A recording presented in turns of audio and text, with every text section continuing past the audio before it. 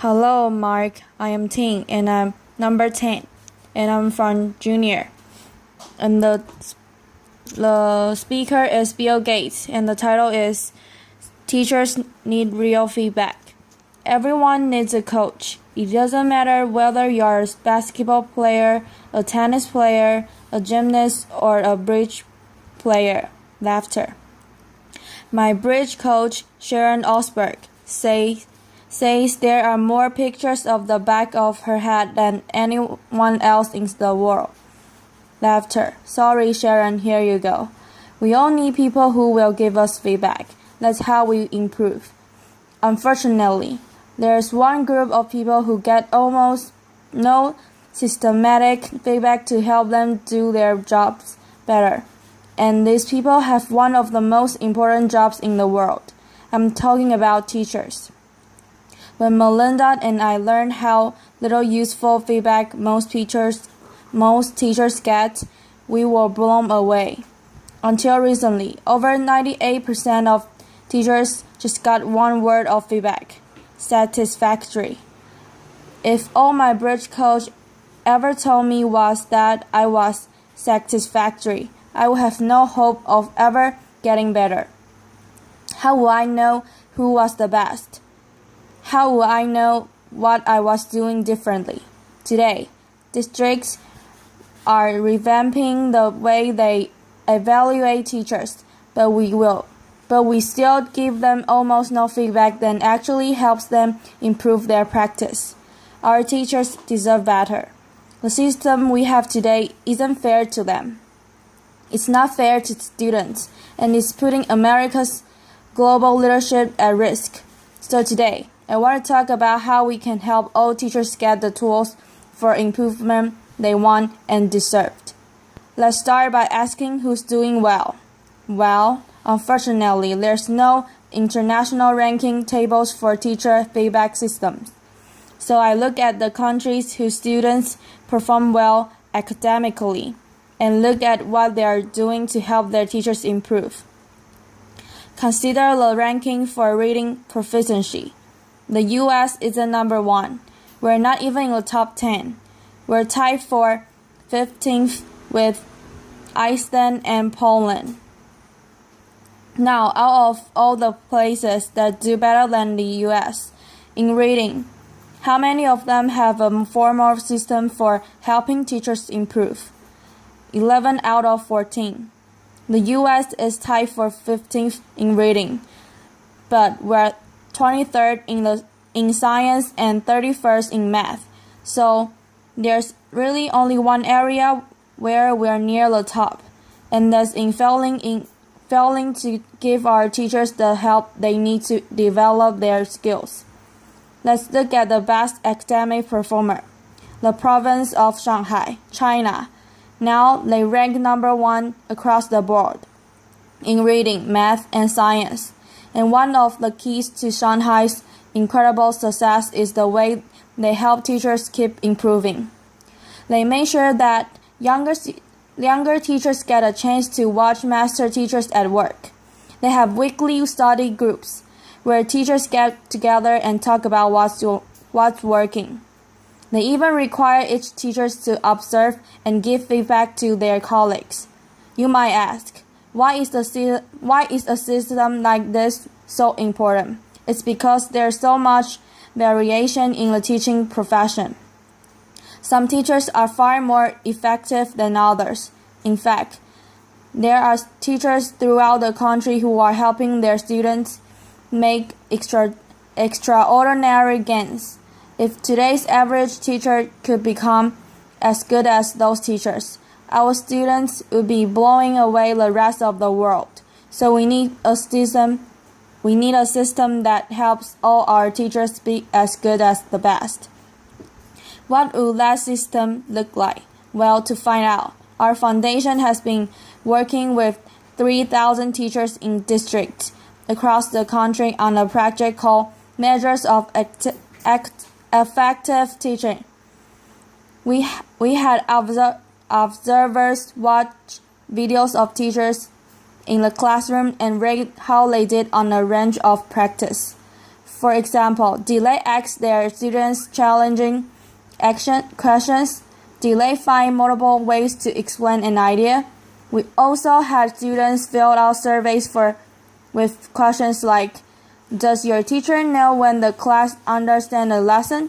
Do you learn to correct your mistakes? And what we found is very exciting. First, the teachers who did well on these observations have far better students' outcomes. So it tells us we are asking the right questions. And second, teachers in the program told us that these videos and these surveys from the students were very helpful diagnostic tools because they pointed to specific places where they can improve. I want to show you what this video component of MET looks like in action. Music, video. Sharon Brown wrestling. Good morning, everybody. Let's talk about what's going on today. To get started, we're doing a peer review today, okay? A peer review day. And our goal by the end of the class is for you to be able to determine whether or not you have moves to prove in your essays. My name is Sharon Bond Westling. I'm a high school English teacher at Johnston High School in Johnston, Iowa. Turn to somebody next to you. Tell them what you think I meant when I talk about moves to prove. I think that there's a difference for teachers between the abstract of how we see our practice and then the concrete reality of it. Okay, so I would like you to please bring up your papers. I think that video offers for us is a certain degree of reality. You can't really dispute what you see on the video, and there's a lot to be learned from that. And there are a lot of ways that we can grow as a profession when we actually get to see this. I just have a flip camera and a little tripod and invested in this tiny little wide-angle lens. At the beginning of the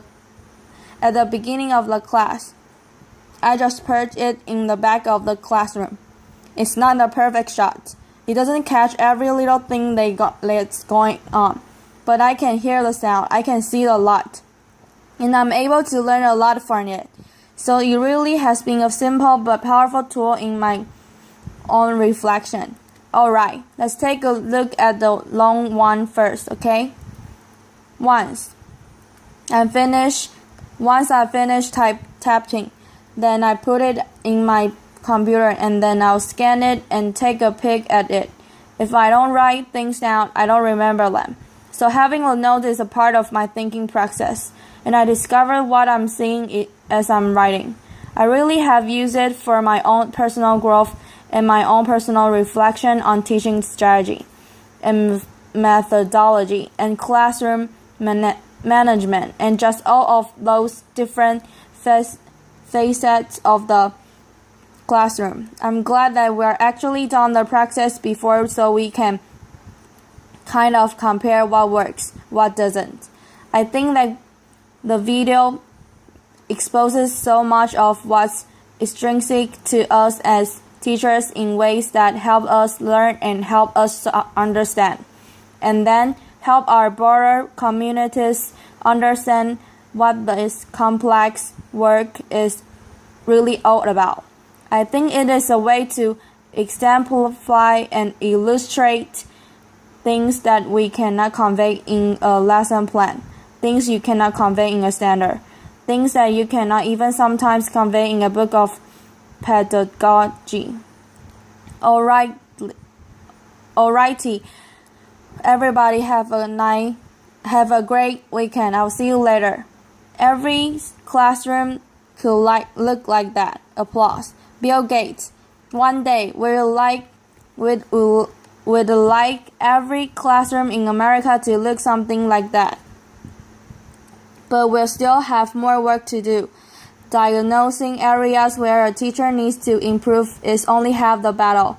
We also have to give them the tools they need to act on the diagnosis. If you learn that you need to improve the way you teach fractions, you should be able to watch a video of the best person in the world teaching fractions. So building this complete teacher feedback and improvement system won't be easy. For example, I know some teachers aren't immediately comfortable with the idea of a camera in the classroom. That's understandable. But our experience with MET suggests that if teachers manage the process, if they collect video in their own classroom and they pick the lesson they want to submit, a lot of them will be eager to participate. Building this system will also require a considerable investment. Our foundation estimates that it could cost up to $5 billion. Now that's a big number, but to put it in perspective, it's less than 2% of what we spend every year on teacher salaries. The impact for teachers would be phenomenal. We would finally have a way to give them feedback as well as the means to act on it. But this system would have an even more important benefit for our country. It will put us on the path to making sure all your studies get a great education, find a career that's fulfilling and rewarding, and have a chance to live out their dreams. This wouldn't just make us a more successful country, it will also make us a more fair and just one too. I'm excited about the opportunity to give all our teachers the support they want and deserve. I hope you too. Thank you. Applause. And this is the end. Thank you for listening.